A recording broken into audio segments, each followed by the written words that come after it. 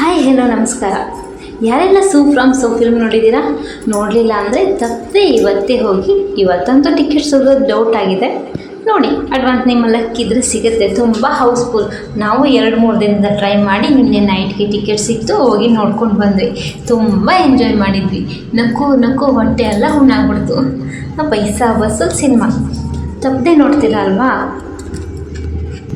ಏನಕ್ಕಪ್ಪ ನೋಡಬೇಕು, ಏನಿದೆ ಅಂತಲ್ಲ ಅದರಲ್ಲಿ ವಿಶೇಷ ಅಂತಂದರೆ ಪ್ರಾಮುಖ್ಯತೆ, ಕಾಮಿಡಿ, ಹಾಸ್ಯಕ್ಕೆ ಹೆಚ್ಚಾಗಿ ಪ್ರಾಮುಖ್ಯತೆ ಕೊಟ್ಟಿದ್ದಾರೆ. ಪ್ರತಿಯೊಂದು ಪಾತ್ರಕ್ಕೂ ಸಹ ಅದರದ್ದೇ ಆದ ಪ್ರಾಮುಖ್ಯತೆ ಇದೆ. ಇವರು ನಾಯಕ, ಇವರು ನಾಯಕಿ, ಇವರಿಗೆ ಪ್ರಾಮುಖ್ಯತೆ ಜಾಸ್ತಿ ಕೊಡಬೇಕು, ಸೈಡ್ ಪಾತ್ರಕ್ಕೆಲ್ಲ ಬೇಡ ಅಂತ ಹಾಗೆ ಮಾಡಲಿಲ್ಲ. ನಿರ್ದೇಶಕರಾದ JP ತುಮ್ಮಿನಾಡ್ ಅವರು ತುಂಬ ಅತ್ಯದ್ಭುತವಾಗಿ ನಿರ್ದೇಶನ ಮಾಡಿದ್ದಾರೆ. ಪ್ರತಿಯೊಂದು ಪಾತ್ರಕ್ಕೂ ಜೀವ ತುಂಬಿದ್ದಾರೆ. ಅದನ್ನು ನೋಡ್ತಾ ಇದ್ದರೆ ನಮಗೆ ಫಿಲ್ಮ್ ನೋಡ್ತಾ ಇದ್ದರೆ ನಾವು ಮೂವಿ ನೋಡ್ತಾ ಇದ್ದೀವಿ ಅಂತ ಅನಿಸ್ತಾ ಇಲ್ಲ. ಇದು ನಮ್ಮ ಸುತ್ತಮುತ್ತಲೇ ಇರೋ ಜನರ ಥರ ಅನಿಸುತ್ತೆ. ಎಲ್ಲೂ ಓವರ್ ಆ್ಯಕ್ಟಿಂಗ್ ಆಗಲಿ, ಏನು ತುಂಬ ಅತಿ ಹೆಚ್ಚಾಗಿ ನಟನೆ ಏನು ಕಾಣಿಸ್ತಾ ಇಲ್ಲ. ತುಂಬ ನ್ಯಾಚುರಲ್ ಆಗಿತ್ತು. ತುಂಬ ನಮ್ಮ ಅಕ್ಕಪಕ್ಕನೇ ನಡೀತಾ ಇದೆ, ಈ ಸಿಚುವೇಶನ್ ನಮ್ಮ ಅಕ್ಕಪಕ್ಕನೇ ನಡೀತಾ ಇದೆ ಅನ್ನೋ ಥರ ಇತ್ತು. ಹಾಗೆ ರಾಜ್ ಬಿ ಶೆಟ್ಟಿ ಅವರ ಪಾತ್ರ ಅಂತೂ ಅತ್ಯದ್ಭುತ. ನಕ್ಕು ಹೊಟ್ಟೆ ಹುಣ್ಣಾಗ್ಬಿಡ್ತು. ಅವರಿಗೆ ಕೊಟ್ಟಿರೋ ಪಾತ್ರನ ತುಂಬ ಅತ್ಯದ್ಭುತವಾಗಿ ನಿಭಾಯಿಸಿದ್ದಾರೆ. ಅಶೋಕ ಪಾತ್ರ ಮಾಡಿದವರ ಆ್ಯಕ್ಟಿಂಗ್ ಸಹ ತುಂಬ ಚೆನ್ನಾಗಿದೆ. ನನ್ನ ಫೇವ್ರೆಟ್ ಪಾತ್ರ ಅಂತಂದರೆ ರವಿ ಅಣ್ಣ. ತುಂಬ ಇಷ್ಟ ಆಯಿತು ರವಿ ಅಣ್ಣನ ಪಾತ್ರ. ಹಾಗೆ ಭಾನು ಅವರು ಆ್ಯಕ್ಟಿಂಗ್ ಸಹ ತುಂಬ ಸಹಜವಾಗಿತ್ತು.